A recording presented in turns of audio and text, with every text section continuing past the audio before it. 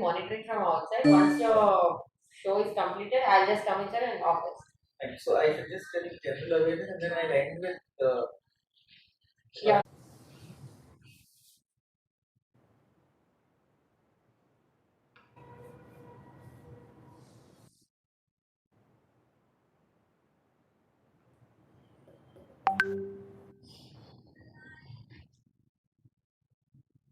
Okay.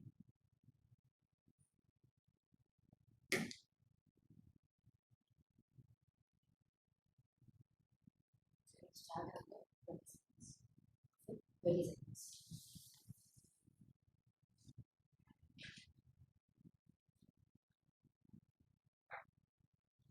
it's already like Start.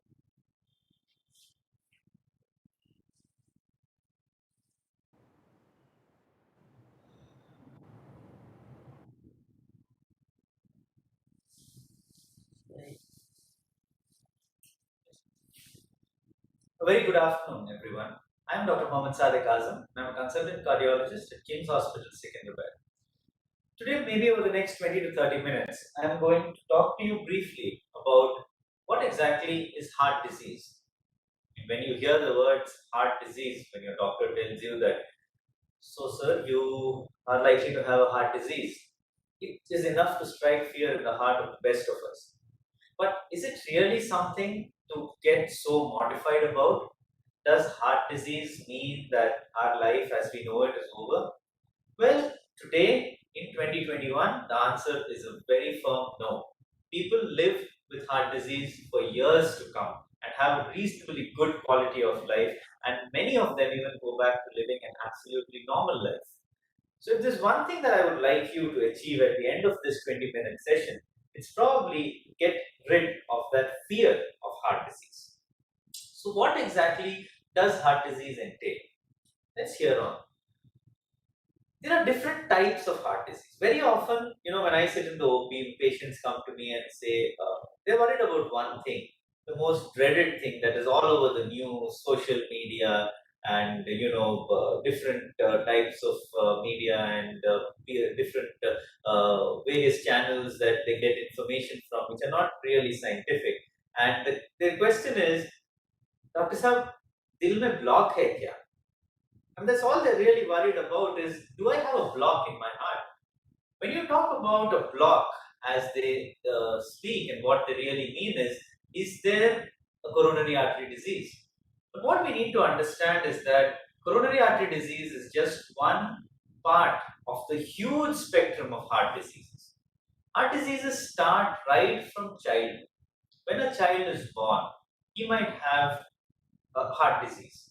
And that type of heart disease is called as a congenital heart disease. So that is a heart disease that we are born with. There's nothing much we can do about it. We have no choice in it. They can be of two types. One is where the child turns blue, either at rest or while walking or while playing with his friends. This might either be at birth or it might be 6 months, 1 year, 2 years of life. These are called cyanotic heart diseases. These children are generally more sick. They do not have as much growth as a normal child. They have difficulties in feeding. They keep crying and they keep turning blue, either under their tongue or their lips or their fingertips, all turn blue, either at rest or at exertion. Now, these cyanotic heart diseases are more dangerous than the other variant of heart diseases, which are known as acyanotic heart disease. So acyanotic heart diseases means there is no cyanosis in these heart diseases. So these are very often, common public would say there is a hole in the heart. मेरे दिल में ना छेद है. So these holes in the heart very often are compatible with a normal life until a certain age when they start becoming symptomatic. So one such thing is an ASD or an atrial septal defect. It is notorious for being silent. You might have a hole in your heart, but you might be asymptomatic. You might not have any complaints until you're 30 or 40 years of age. When you suddenly start noticing that you're getting breathless, doing things which you were able to do normally before. Then when you go for an echo or a cardiac evaluation, you are told that you have a hole in the heart. First doubt that comes in our head is, यार, from the time I was a child I was fine, मैं बचपन से तो ठीक था, ये सुराग कहाँ से आ गए? Well, that's how these ASDs work. They are silent until you reach your third or fourth decade when they become symptomatic. There are other holes also like a VSD or PDA which might become symptomatic much earlier in life. The next type of heart diseases are what we deal with as adult cardiologists, and they are coronary artery disease, hypertensive heart disease, and heart failure. Now, hypertensive heart disease is a type of heart disease that occurs in a patient who suffers from hypertension or high BP. So, high BP is something that today has become a lifestyle disease. If you don't have diabetes and hypertension, well, people tend to think that you're not from a very affluent background. That's the sad truth of society today, because with all our comforts, with all our vehicles and sedentary lives, access to fast foods, we are living comfortable lives. We're not walking about. Look at me, I'm sitting on a comfortable sofa. I'm not standing up and talking to you. But then the sad truth of this comfort is that it brings with it a lot of diseases, which are known as lifestyle diseases. Diabetes and hypertension lead the roost, and they are the major killers in today's society. With diabetes and hypertension, you are inviting strokes, you are inviting heart attacks, you are inviting heart failure, you're inviting metabolic diseases and many more such symptoms that you can do away with if you live a more healthy, active life. So, well, if we were talking about hypertensive heart disease, so when the blood pressure is very high, this tends to have an increased load on the heart. And this increased load on the heart gradually leads to a stiffening of the heart muscle, leading to a condition known as hypertensive heart disease. The other type of heart disease, which is what everybody is worried about, is the dil mein block hai kya? That is coronary artery disease. Coronary artery disease, or in common terms, heart attacks. Now, is it necessary that everybody who has a coronary artery disease should have a heart attack? Well, it's not necessary that it should, but it eventually does. That means that you might have a 70 or 80% block in your coronary arteries and you might not have any symptoms. You might be fine until one fine day you land up with a heart attack. On the other hand, you might have probably a lesser significant block. You might have around maybe 60 or 70% block, but you might still be symptomatic. So, how does this really work? Many patients come to me and say कि doctor साहब हम ECG करें 2D एको करें दोनों भी normal है फिर आप एंजियोग्राम क्यों बोल रहे हो एंजियोग्राम करने का क्या जरूरत है एको में नहीं दिखता क्या आपको block well the answer is simply said नहीं दिखता the ECG becomes abnormal when you have a heart attack जब तक आपको अटैक नहीं हुआ है आपका ईसीजी नॉर्मल ही आएगा आपका 2D एको जब तक आपको अटैक नहीं हुआ है 2D एको नॉर्मल ही आएगा so 2D echo basically tells us the pumping of the heart यानी heart how does it look उसका साइज कैसे है उसका एनाटॉमिकल स्ट्रक्चर ठीक है नहीं है उसका पंपिंग ठीक है नहीं that is the heart normal looking does it pump normally are the valves functioning well is the ejection fraction normal that is the information I get from a 2D echo after an echo I can tell you whether your heart is pumping well or not when you have a heart attack जब heart attack होता है the heart movement gets affected यानी दिल का movement जो है वो कम हो जाता है so when this heart movement gets affected the pumping decreases then I can definitely tell you कि भाई साहब आपको अटैक हो चुका है so that is when the 2D echo becomes abnormal so our goal is to detect heart disease before this occurs क्योंकि heart attack में muscle death होती है muscle tissue gets damaged and that does not come back to normal. It is like अगर एक इंसान की मौत हो जाए उसको बाद में आप खाना खिलाओ पानी पिलाओ ग्लूकोज चढ़ाओ वो वापस उठ के नहीं बैठे तो हार्ट का मसल भी वैसे ही है अगर हार्ट मसल की डेथ हो जाती है तो फिर उसको आप जितना भी ब्लड दो वो वापस नॉर्मल पे नहीं आता इसीलिए when a patient has a heart attack जब एक पेशेंट को अटैक आता है उसको ब्लड सप्लाई रिस्टोर करना बहुत बहुत जरूरी है और जितना जल्दी रिस्टोर करें उतना अच्छा So when the patient has an attack, the blood vessel gets 100% blocked, and that is an acute emergency. Is acute emergency may you either need to give an injection like a thrombolysis to improve blood flow, or you need to do something like an angiogram, find the block and open the block by a procedure known as an angioplasty. So this is known as a primary angioplasty. Primary angioplasty में patient को attack होता है, वो time पे angiogram करते हैं और जो रग ब्लॉक है उसको ओपन करते हैं. इसको प्राइमरी एंजियोप्लास्टी बोलते हैं. This is the only situation जहां पे ब्लॉक दिखा तो तब का तब उसको ओपन करना 100% जरूरी है. On the other hand, if you have gone to your doctor for a checkup because you are having some symptoms, तो heart disease के symptoms क्या रहते हैं? How do you know कि you have a heart disease? The most important thing to remember is if you are able to do a set amount of physical activity. Say for example, you are able to climb 3 flights of stairs. 3 floor तक आप normally चल सकते हैं. And now suddenly, after walking for just 1 floor, you are getting tired. बस एक ही floor पे आपको थकान हो रही है, दम चढ़ रहा है, you're feeling breathless, या फिर आपको सीने में दर्द हो रहा है, you're getting chest pain, then there is something wrong. Because if you are able to do an activity as vigorous as walking 3 floors normally, and now with just walking 1 floor you are becoming symptomatic, that means there is something definitely wrong, and you have to look at your heart. So chest pain, सीने में दर्द, breathlessness, दम चढ़ना, sudden giddiness, sir घूमना, चकरा जाना, falls, बेहोश हो जाना, या फिर tiredness, unexplained tiredness. The whole day I'm feeling tired. I'm doing a little work, I'm feeling tired. I'm walking from here to the washroom, I'm getting tired. तो बिना कोई वजह की थकान. These are very important symptoms of heart disease. एक और important symptom है जिसको बोलते हैं palpitations. That is Dhadak. So when somebody has, normally our heart is beating. Your heart is beating. My heart is beating. Put your hand over your heart, chest. Do you feel your heartbeat? I can't. Well, that's normal. That doesn't mean that your heart has disappeared. It's there. It's doing its job, but it does its job silently. It's a true warrior. But there are times when you suddenly feel your heart beating, get thud, thud, thud, thud, thud, thud feeling. That is when you need to be worried.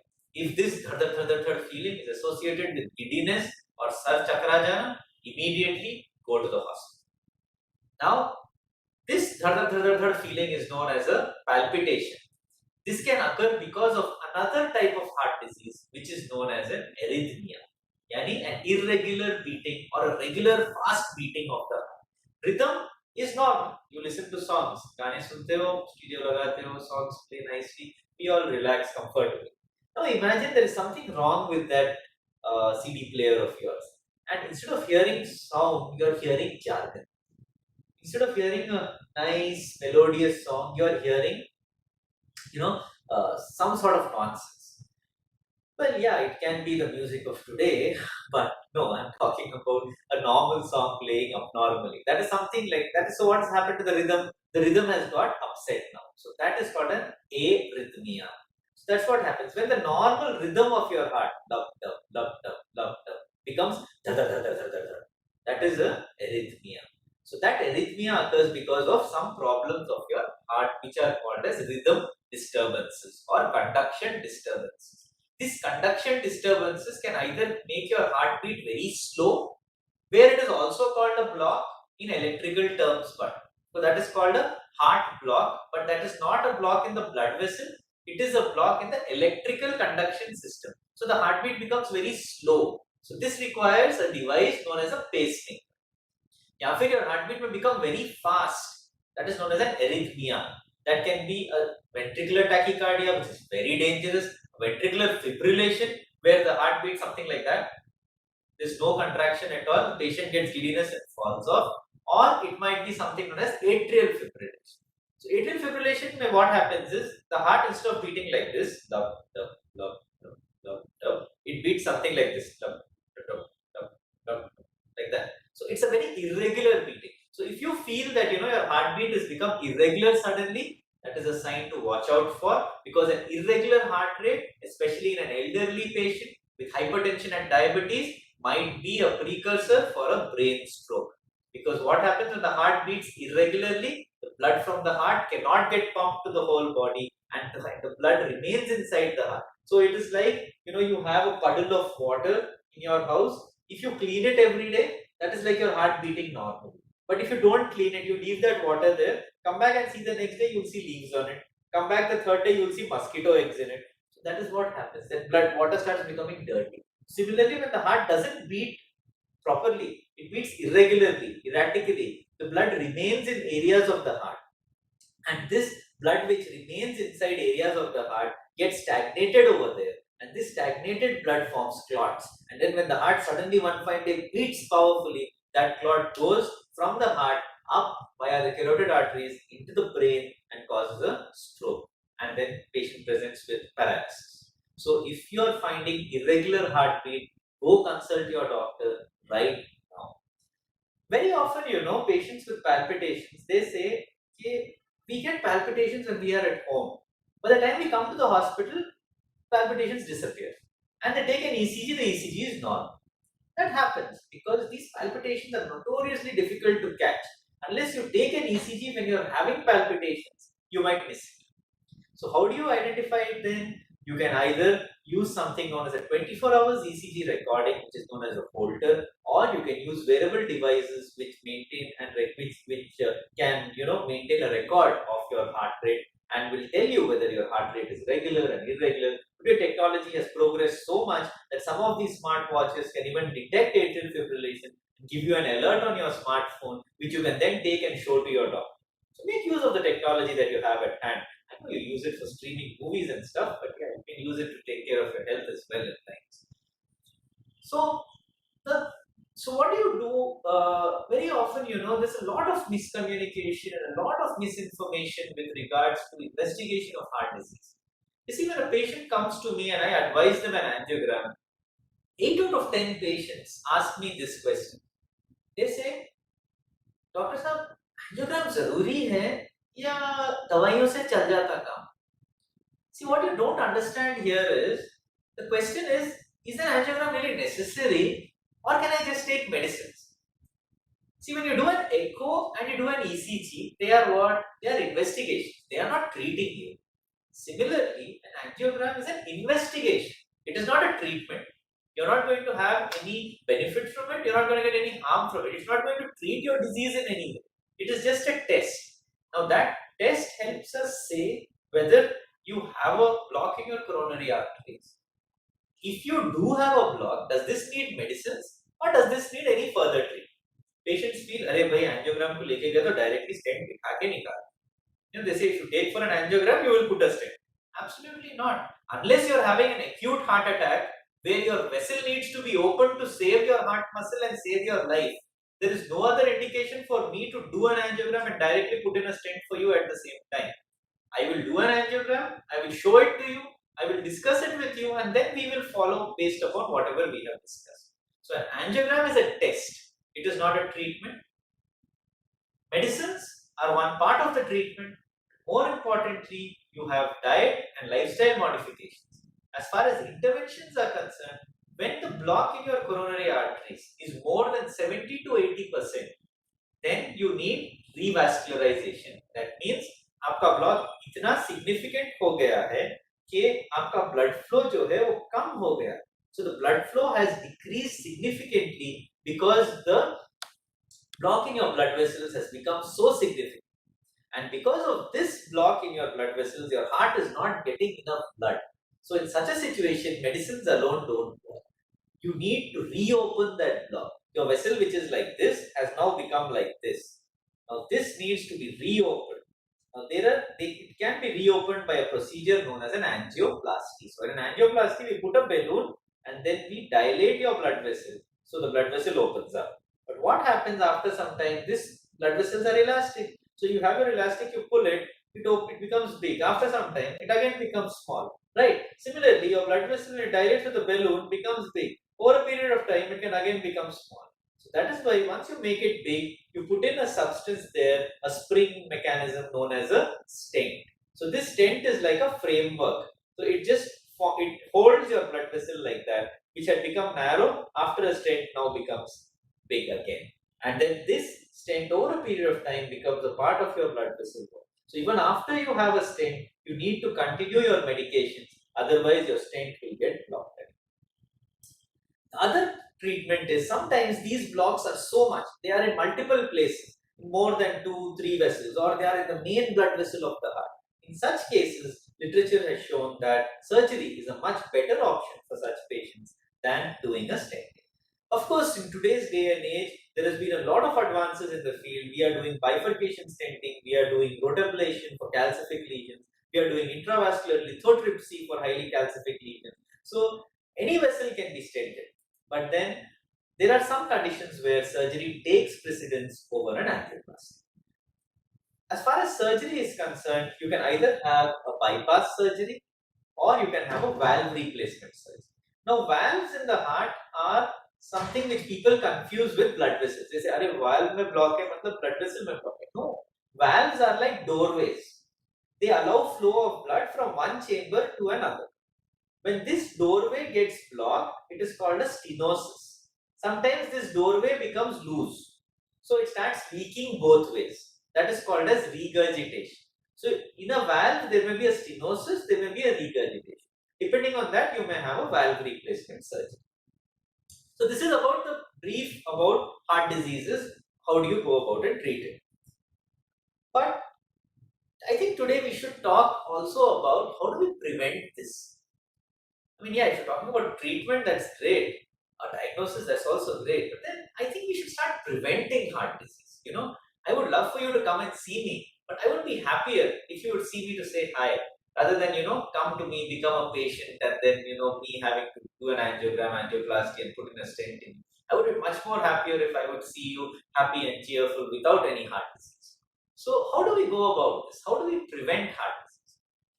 Today, unfortunately, as I was saying, the bane of our existence has become our luxuries. And with all our luxuries has come an unacceptable level of stress in our body. We are faced with stress at home, at work, out in the world. You're driving on roads, people are shouting at each other, abusing each other. You go to work, you find you have so much of stress. People working night shifts, people working to meet targets, people working. They want more and more and more. Nobody is content with what they have. Everyone wants more money, more fame, more success. With all this more, we are ending up hurting our own health. So, the first and foremost step to prevent heart disease is we need to live a more healthy lifestyle, a more content lifestyle. Look at our forefathers, they had less, but they were content. And look at them, they lived for 80, 90 years. Today, the mean average life expectancy has come down to the fifth, sixth decade. We are seeing patients in the age of 25 and 30 who are coming with major heart attacks, 100% occlusion of their blood vessels. And it is not a scam, it is not a joke. This is facts. Ask people for whom it has happened and they tell you. So, why is this happening? They are not diabetic, they are not hypertensive, they would never have smoked a cigarette in their life, still they get major heart attacks. The most important risk factor in such patients is stress. So, reduce the stress in your life, start living a more healthy lifestyle, take a break, go for a vacation. There was a presentation I saw online where the author very nicely said either you take your days off and go for a vacation or work overtime, earn more money, and then use that money to pay for your bypass. The choice is yours. So I would say take your days off, go for a vacation, live a stress free life. That would reduce your risk of heart disease by significant amount. The second thing is get off your butts. Get up, stand up, go for a walk. Every day morning, every day evening, go for a walk. At least 10 minutes per day of regular physical activity has to be inculcated in each and every one of us, me included, and I vow to do this from today. And I want you to vow to do it from today as well. No more procrastination, no more saying tomorrow. New Year came and went on 1st of January, all of us said. Then we said, oh God, COVID is there, we'll do it after COVID. Walk anywhere. Don't go. You are just scared of going out. Walk in your house. Get an exercise cycle. Go use it at home. Do some physical activity. Do yoga. Do stretching. Do any form of physical activity, but do some physical activity. Get off your chairs and get on your feet. Remember, sitting is the new smoking. You sit for almost 1 hour. It is almost equal to you smoking a cigarette. So don't do that. As far as cigarette smoking is concerned, we all know the more you smoke, the greater your chances of landing up in the ICU at an earlier age. And smoking and tobacco are such bad evils for us that if you stop smoking today, it takes at least 5 to 10 years for your risk of heart disease to become equal to that of somebody who has never smoked in their life. So stop smoking and stop now. Second, stay away from people who smoke as well. Secondary smoke exposure is a much worse thing than never having smoked. Third thing, physical activity, as I told you, either 10 minutes per day, or if you're not really, you feel I cannot do this every day, then at least 3 days a week you exercise for 30 minutes per day. I'm not asking you to go to the gym and become a full Tarzan over there. No, walk, swim, jog, or cycle for a minimum period of 30 minutes per day. For minutes of 30 minutes for 3 days a week, or 10 minutes every day. If you are a diabetic or a hypertensive, control your diabetes and control your hypertension.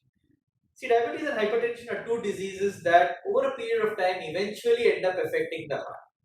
But if you are keeping diabetes and hypertension in control, your chances of developing coronary artery disease get pushed by a certain amount of time. You will develop it, but you may develop it later in life. You may develop a milder form of it. But if it is not controlled, an uncontrolled diabetic and an uncontrolled hypertensive will develop a much more serious coronary artery disease and might even get a much more major heart attack earlier in life than somebody who is well controlled.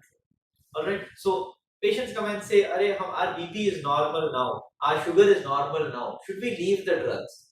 Well, I ask them a simple thing. You came to the hospital in a car, right? Yeah. So when you're driving the car on the road, you're holding the steering wheel and driving. The car is going nicely. What happens if you leave it and sit like that? You have an accident, right? Similarly, if your diabetes and your hypertension is in control, that doesn't mean you can leave the steering and sit comfortably. That means you need to hold on to it and make sure it stays on the right track. So, rest, stress, regular diet, regular physical activity, and control of your comorbidities. These help in preventing the onset of heart disease. Diet control also plays a very important role. I think we all eat too much, honestly. Most of us can do with just 2 meals a day, considering the amount of physical activity we have. So try to have a good breakfast. Skipping breakfast has been linked to whole body atherosclerosis, that is fatty plaques and blocks in the entire body's blood vessels. Don't do that. Go have your breakfast every day. Have a good lunch. Try to reduce on your dinner. Unfortunately, in the Indian population, we find that it goes ulta. Our breakfast is skipped, our lunch is so, and our dinner is we have lavish dinners like kings and then go and sleep. And all that extra calories gets dumped into our body as cholesterol and triglycerides and lands up with coronary disease.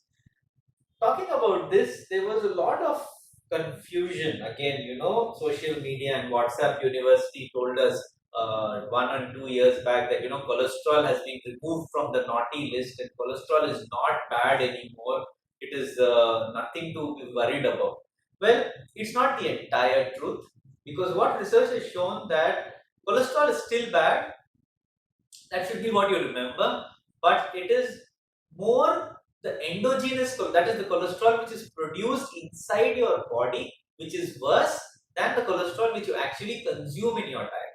So dietary cholesterol is not that much of a bad boy as it was thought to be. But yes, endogenous cholesterol, the LDL cholesterol or the bad cholesterol, that is still a major risk factor. And what produces extra LDL inside the body? Well, if you eat more calories, you have more of sugars, sweet stuff.